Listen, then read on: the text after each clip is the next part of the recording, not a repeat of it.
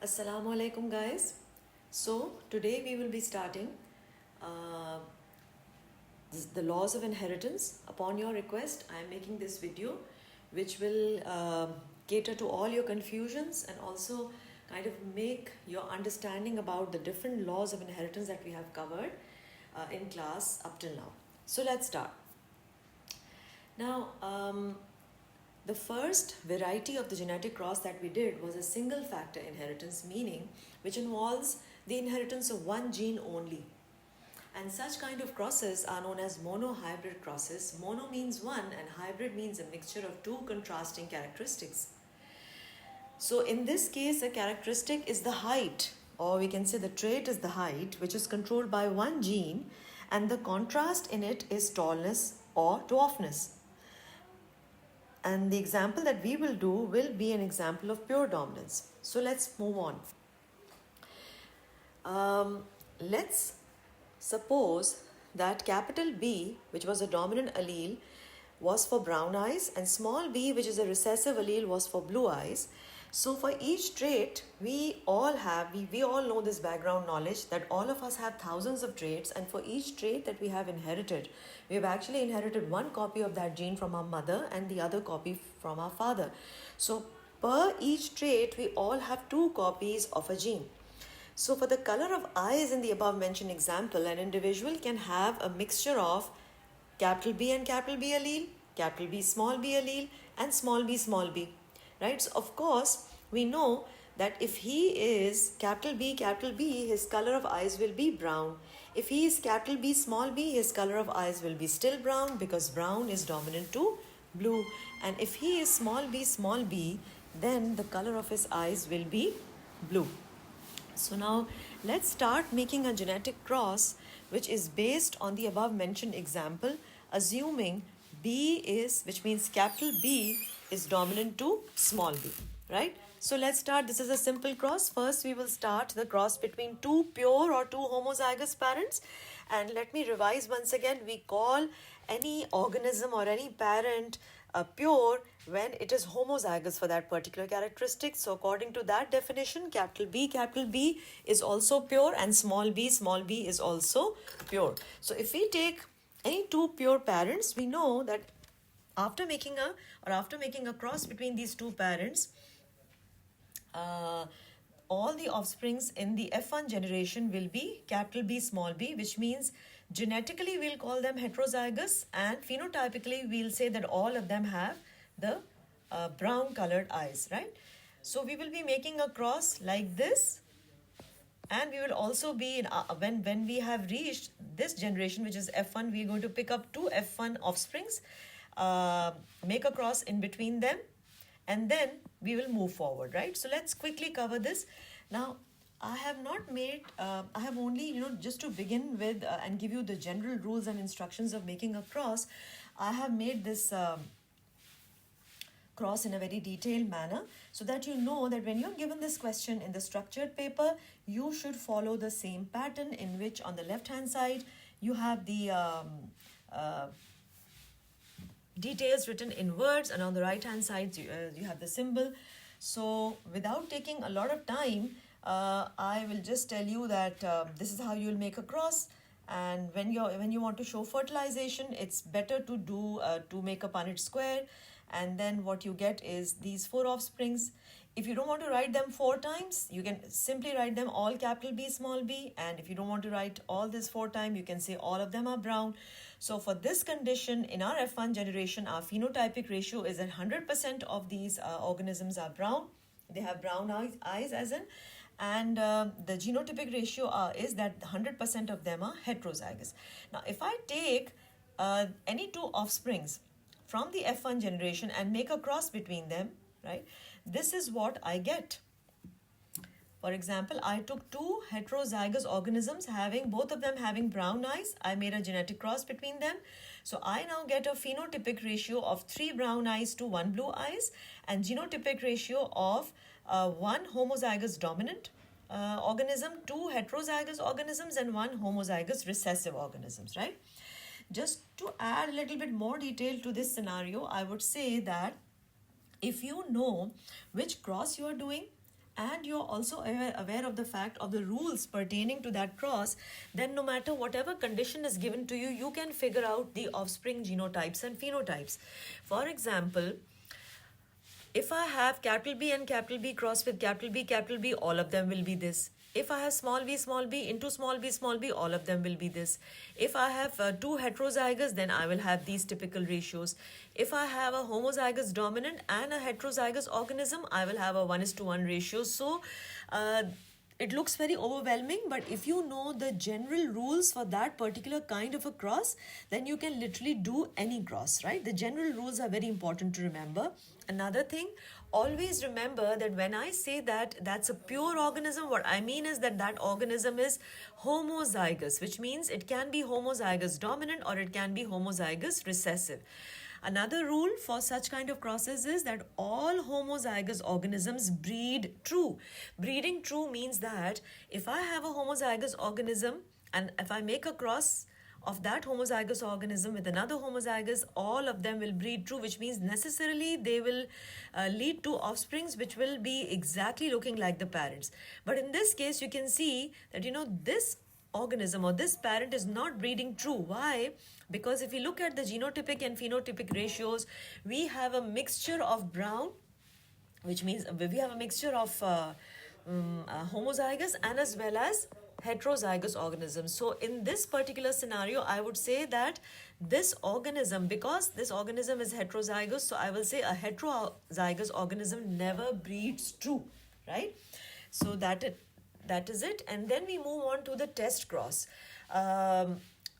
In your textbook, I don't know whether this word test cross has been used, but the kind of example is given. So that's why I am including this in my recording. So it's a very, very simple thing. Again, to do test crosses, you have to have the same basic understanding and the rules of a monohybrid cross. For example, I know, let's suppose if the examiner tells you that capital B is the dominant allele for black fur, small b is the recessive allele for white fur, right? In this scenario, so this means you have two, and in this case we are using the example of a sheep. So I would say a black sheep, of course, has the black dominant allele, at least one dominant allele, which is why it is black. So to me, when I look at the color of the sheep fur, it is black. So that's the phenotype. But I'm not sure, I haven't done a genetic analysis or chromosome analysis to know whether that sheep is capital B or capital B small b. Now, how to find that out? In other words, test cross is a kind of a cross that enables us to find the genotype of an organism that shows a dominant trait in his phenotype. I repeat, test cross is a way to find out the genotype of an organism that shows a dominant trait in his phenotype. So this organism, which is the black sheep, is showing this dominant trait in the phenotype, but we're not sure what is the genotype of this black sheep, capital B or capital B small b. So what do? I know the sheep is looking black. I just made that black sheep with a white sheep. Now I know that the white sheep has only one genotype, which is small b. So if I just cross it and I look at the color of the offspring, if the black sheep is homozygous dominant, then all the F1 offsprings should be black because black color will always breed true. It's pure, right? But if that black sheep was heterozygous organisms never breed true. And if we are going to mate it with a white sheep, and we are sure, 100% sure of the genotype of the white sheep, which is small b. So, and if we mate these two, so what will happen? 50% of the offsprings will be black and 50% of the offsprings will be white. So this will give us an idea about the genotype of our black sheep. So all those crosses which can enable you to know the genotype of an organism that shows a dominant trait in his phenotype are known as test crosses, right? And now we move on to codominance. So up till now we have done a monohybrid cross example, we have done test crosses, and now we move to codominance. Codominance is a situation in which both alleles, let me just zoom in. Codominance is a situation in which both alleles in the heterozygous organisms contribute to the phenotype. right? That's codominance. And in your textbook, two examples of codominance are given to you. One is the flower color in geranium. Geranium is the name of the flower, and the other is the blood group. Also, this is a separate kind of a cross, so the rules are also separate. For codominance, we know that we have, if we say, and one allele A is codominant to allele B, this means both of these alleles, when they are found in an organism, none of them is completely dominant over the other. Both alleles get an equal chance to express themselves in the phenotype. That is the basis of codominance. Two examples should be done by you for your syllabus. Number one is the blood groups, and then number two is flower color in geranium. For blood groups, you know that you have to remember this background knowledge, that IA and IB are codominant. IA and IB are dominant to IO. IO is recessive to IA and IB. And with this background knowledge, we can very easily figure out that if a person has blood group A as a phenotype, then this means there are two possibilities of his genotype. Either he is IAIA or he is IAIO. Similarly, if he is blood group B, then either he is IBIB or he is IBIO. Why? Because we all know that IA and IB are completely dominant to IO. So this means as they are completely dominant, so they will never let the IO recessive allele express itself in the phenotype. And with that, we can draw any kind of cross. Again, the tip to remember genetic crosses is to remember the rules that apply to that particular kind of a genetic cross. So if you remember these rules, for blood groups, you can do literally any cross. As an example, I'm just showing you a cross from your own textbook, in which what are we doing? We are saying that, since we know that blood group O can be inherited, even though neither parent show this phenotype. Why are we saying this? Because O is a recessive allele, and A and B are dominant to O. So if we have two heterozygous parents, for example, this parent has blood group A and this parent has blood group B, but both of them are heterozygous, which means for this the genotype is IAIO, for this the genotype is IBIO, and when we make a cross, we see that we get one offspring which has blood group O. So now based on this genetic cross, the examiner can ask you any question. He can say, is it possible that both the parents, like one of the parents is blood group A and the other parent is blood group B, and the offspring can be having blood group O? So you will say yes, but the condition is that both the parents should be heterozygous. If the parents are not heterozygous, which means even if one of the parent is homozygous, then it is impossible that we can have a blood group O as a phenotype. So this is one example, right? But you need to remember the rules. Another example is the flower color in geranium, in which we have two alleles, the red allele and the white allele. So CR, we say the red allele is co-dominant to the white allele, meaning that if you want a red flower, it should be CR, right? And if you want a white flower, it should be CW. And if, in a flower, the R allele and the W allele, they both coexist. So neither the R allele will allow the white allele, nor the white allele will allow the red allele to be expressed fully. So we will have a blend of the colors, which is pink, right? So in this case also, I have shown you two varieties of crosses. For example, if I make a cross between two homozygous flowers, which means a red flower and a white flower, I will get all flowers pink, because R is not completely dominant to W and W is not completely dominant to R. Both of them are co-dominant. But if I take this offspring, right, and I make a cross of this offspring with another offspring, which is heterozygous CRCW, which is this cross, look what we are getting. We are getting a homozygous red flower, we are getting a homozygous white flower, and we are getting two heterozygous flowers which are pink. So this is a very, very different case scenario in which what genotypic ratio are we getting? Our genotypic ratio will be 1, this is 1, is to 2, is to 1. So this is our genotypic ratio, and 1 red flower, 2 pink flowers, and 1 white flowers. So these two examples you need to know. So how many varieties done up till now? Number 1, pure dominance. Number 2, test cross, but test cross was also based on the rules of pure dominance. Number 3, codominance. And now we move to, before I move on to another variety, let me tell you a rule for codominance.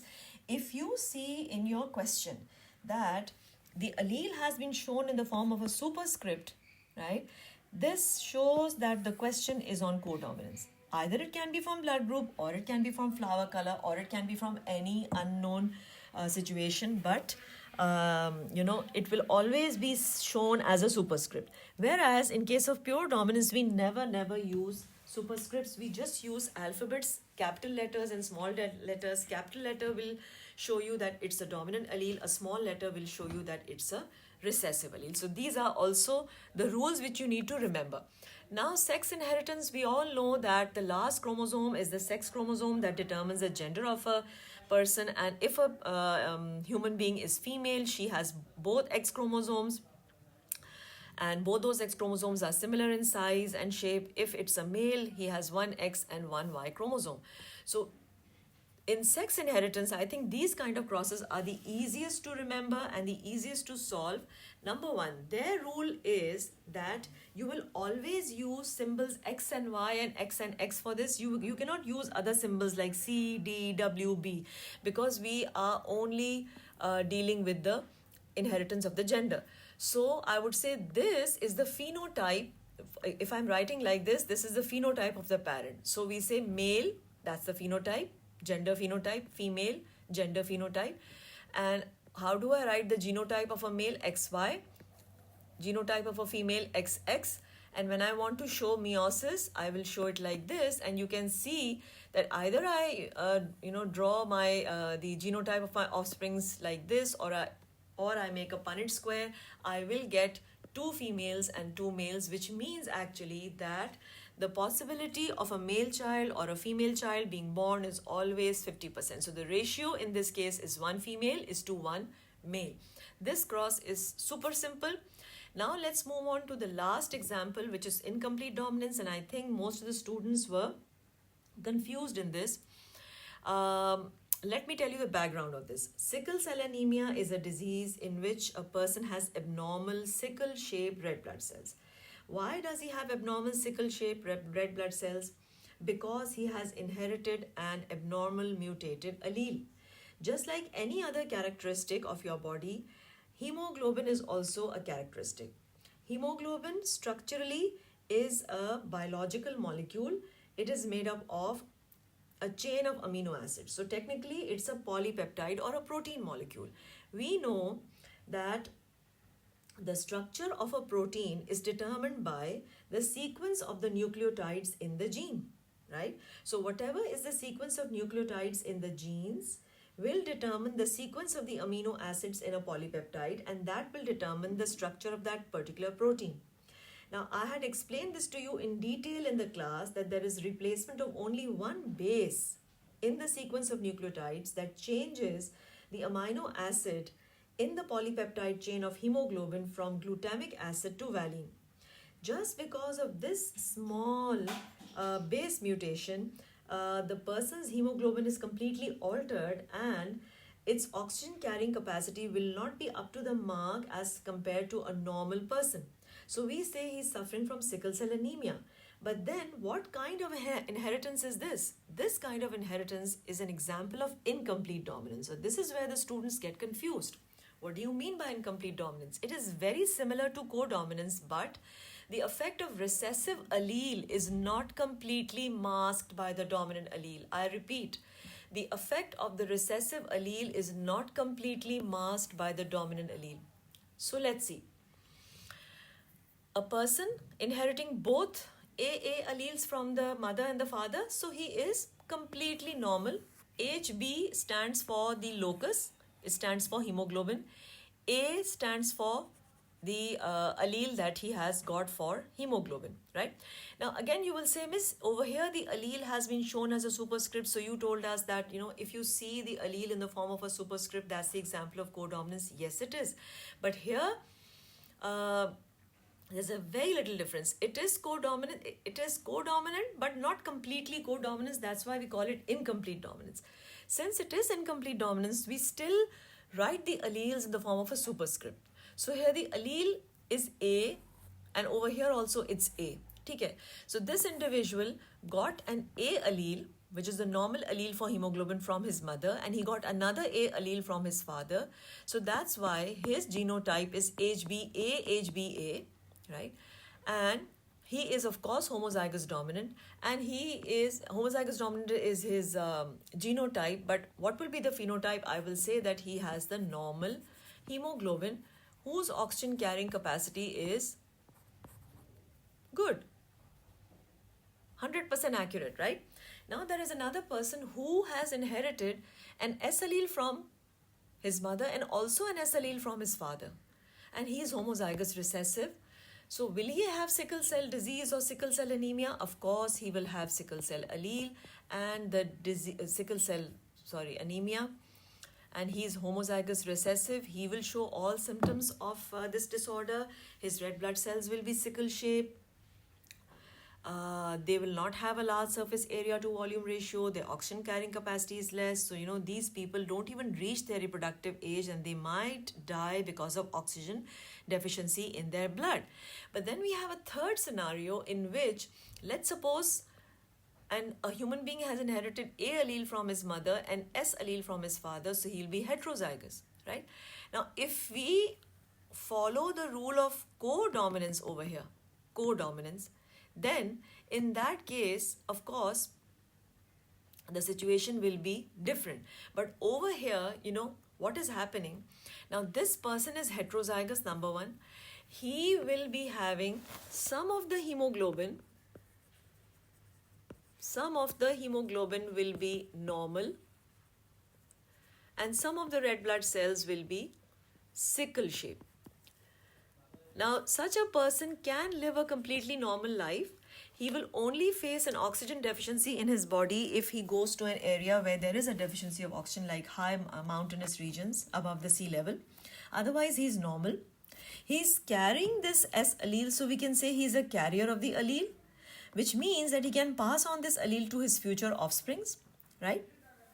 So we say that this is a case of incomplete dominance. Why?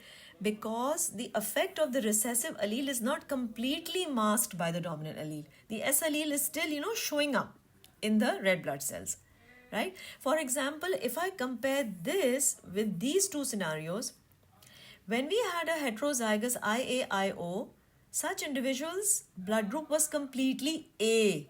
We didn't say that he is a bit of A and a bit of O. While describing his phenotype, we said this person has blood group A, right? So this is a classical example of codominance in which A is, not allowing O to express itself. And the same was the case of IBIO also. But over here, this is heterozygous. A is also showing up and S is also showing up. Now, the most common cross that is asked in exams is to show what is the possibility of a child being born with HbS in such scenarios. So let's work out that possibility. And the possibility is only this.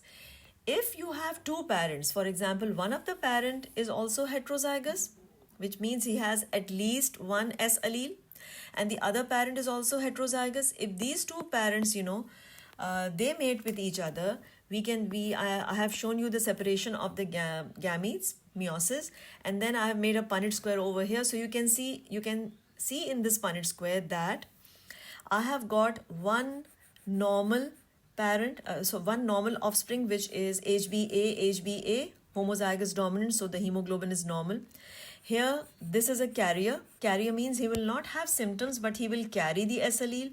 Again, we have a carrier. He will not have symptoms, but he will carry the S allele. And we have one person who has severe sickle cell anemia because he is homozygous for that particular trait. We say that, let me just label. We say that this is homozygous dominant. This is homozygous recessive.